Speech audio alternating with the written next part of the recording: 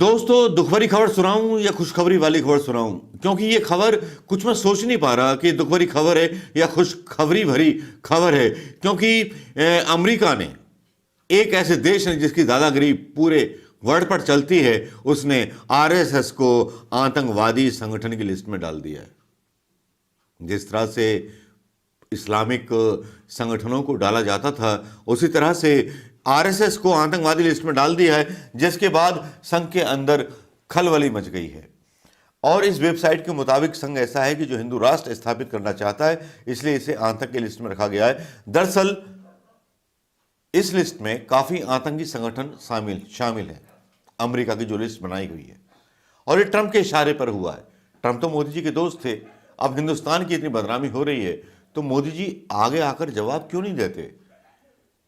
विधानसभा चुनाव हो रहे हैं दिल्ली के, उसमें आके जवाब क्यों नहीं देते कि संघ को आतंकवादी लिस्ट में क्यों डाल दिया अमेरिका ने? क्या वजह थी? क्यों परेशान हो गया? आरडीए ओडीए नाम का संगठन चलाता है ये वेबसाइट, और इस वेबसाइट को ऑब्जर्व ओरिएंट डिसाइड एक्ट नाम का संगठन चलाता है। इस वेबसाइट का नाम www.terrorism.com है।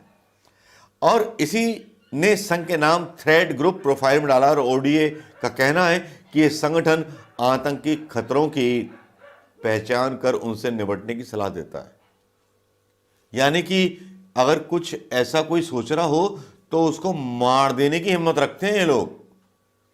इससे बड़ा खुलासा क्या होगा जब अमेरिका के लेख में ये सारी चीजें आ जाती हैं किसी भी वेबसाइट पर, तब शर्मनाक हो जाती है संघ, जो महात्मा गांधी की हत्या करती है, जो महात्मा गांधी की गोडसे को पूछती है, जो प्रधानमंत्री गोडसे के आगे सर झुकाते हैं, जो प्रधानमंत्री महात्मा गांधी के सामने केवल झूठा सर झुकाते हैं, वो प्रधानमंत्री जो चरखा केवल नाटक करने के लिए मीडिया के सामने सुर्खियां बटोरने के लिए जाने जाते हैं। अगर अमेरिका ने ऐसा लिख दिया है तो इस पर अभी तक हिंदुस्तान की गवर्नमेंट ने कार्रवाई क्यों नहीं की? इस पर आपत्ति क्यों नहीं जताई?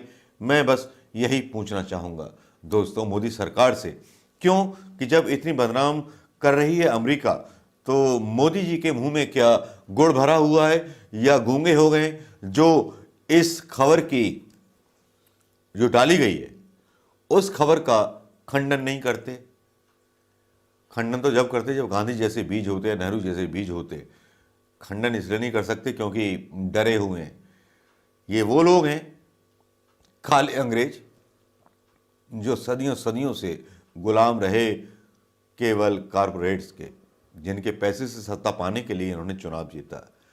लेकिन जब इतनी बदनाम हो ही गई है दोस्तों आरएसएस, तो अब आरएसएस के प्रधानमंत्री को क्या दिल्ली चुनाव में आप वोट दोगे या नहीं दोगे?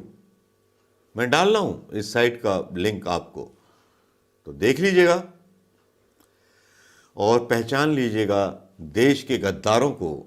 जब देश में सही सवाल पूछने पे लोगों को गद्दार बोला जा सकता है, तो इनके गद्दारों जैसी हरकतों को गद्दार क्यों नहीं बोला जा सकता? नमस्कार, जय हिंद दोस्तों।